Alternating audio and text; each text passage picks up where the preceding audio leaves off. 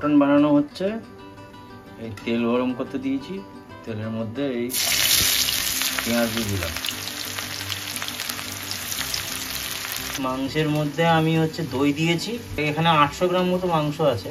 কাশ্মীরি লঙ্কার গুঁড়ো আর এমনি লঙ্কার গুঁড়ো, নুন স্বাদ মতো নুন দিয়েছি, হলুদ দিয়েছি ওই 50 থেকে 55 গ্রাম মতন দই দেওয়া হয়েছে, দিয়ে মাখিয়ে রেখেছি। আর তেল দিয়েছি, সর্ষের তেল দিয়েছি, সর্ষের তেল মানে মাস্টার্ড অয়েল দিয়েছি, দিয়ে ম্যারিনেট করার জন্য মাখিয়ে রেখে দিয়েছি।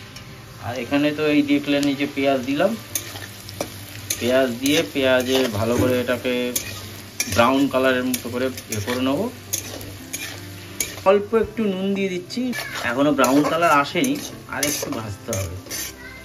আচ্ছা, গ্যাসের ফ্লেম কিন্তু আমি কম করে দিয়েছি।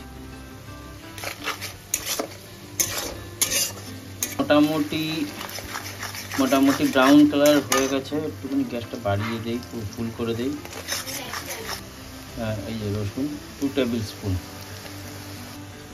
আচ্ছা, রসুনটা মোটামুটি হয়ে গেছে। এইবার আমি এই 2.5 টেবিল চামচ আদা করছি, তার জন্য একটু আদাটার পরিমাণটা বেশি। একবার করে দেখবেন, আশা করি ভালো লাগবে। এবার আমি পুরো ম্যারিনেট করা মাংসটাকে দিয়ে দিচ্ছি।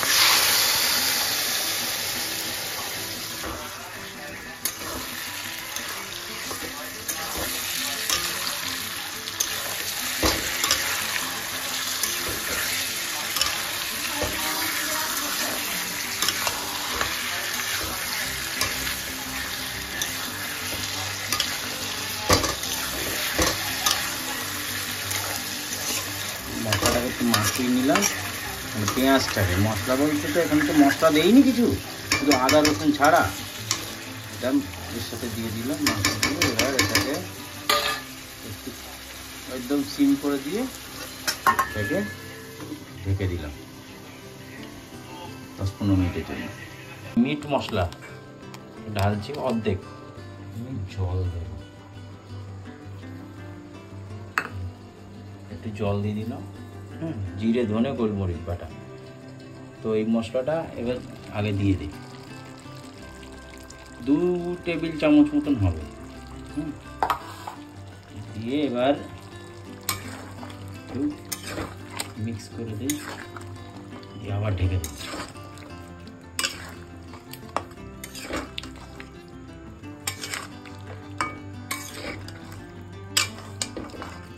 অন্য একটা গ্যাসে আমি আলুগুলোকে একটু ভেজে নেব।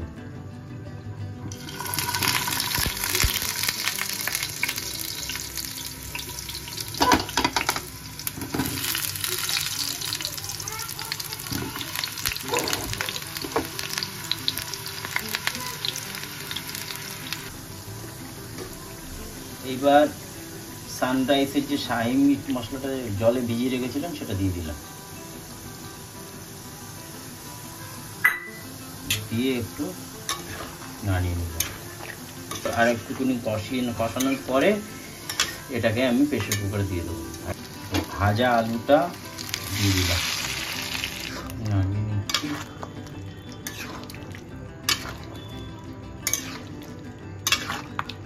এইবার মাংসটাকে আমি ইয়েতে দিয়ে দিচ্ছি, প্রেসার কুকারে পুরো কষিয়ে নিয়েছি। গরম জল দিয়ে দিচ্ছি,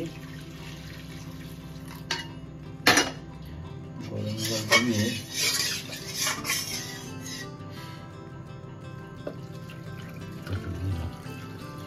এই যে দেখুন চর্বিটা, দেখুন চর্বিটা এতে দিয়ে দিলাম। আর একটু জল দিয়ে দেবো। আর নুন টুনগুলো যেগুলো আছে, নুনের এটা পরে যখন বের করবো তখন দেখে আমি দিয়ে দেবো। নুন আর গরম মশলা লাস্টে দেবো। ঢেকে দিলাম।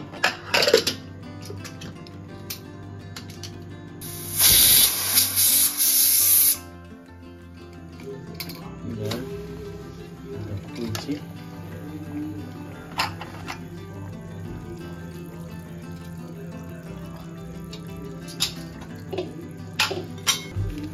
সানরাইসের শাহি গরম মশলা,